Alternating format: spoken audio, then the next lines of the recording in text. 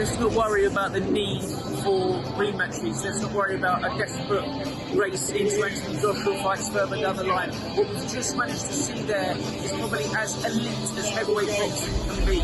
We hark back and we long for the old glory days of Muhammad Ali, Joe Frazier and George Foreman. We're never going to get those, probably. They're men from a different cloth. But what them two boys have just done in there today was incredible. Usyk did what Usyk does. He always has to fight a bigger man. He counter punches. He moves constantly. He takes shots. But for me, what Fury did there in round 9 is inexplicable. He's got £300 million in the bank. He's got 8 kids indoors. He's sold 3 top books. He's got a Netflix series. When he gets hit that hard with a big left hand in round 9, it's crazy enough that he stays up. He pings around the ring, so desperate not to hit the deck that he has to collapse in the corner. His mind should be telling him now, save yourself, son. Like Eddie Futch said to Joe Frazier in the jungle, sit down, son, you're done here. No one will forget what you've done. And if Fury had given up, not given up, but just been beaten into submission, no one could have blamed him. His nose was broken around the 3rd round, the massive shot.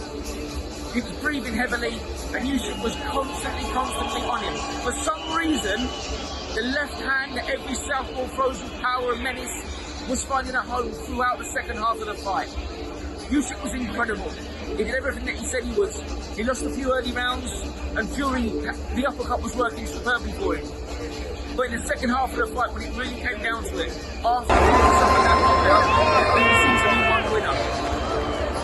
We must see the rematch. Fury will need time, but we spoke to Turkey Alan Sheikh, the power man in Saudi boxing. They'll get time. Anthony Joshua will fight in September. Hrgovic and Dubois will fight in June. They want to do this fight ideally in October.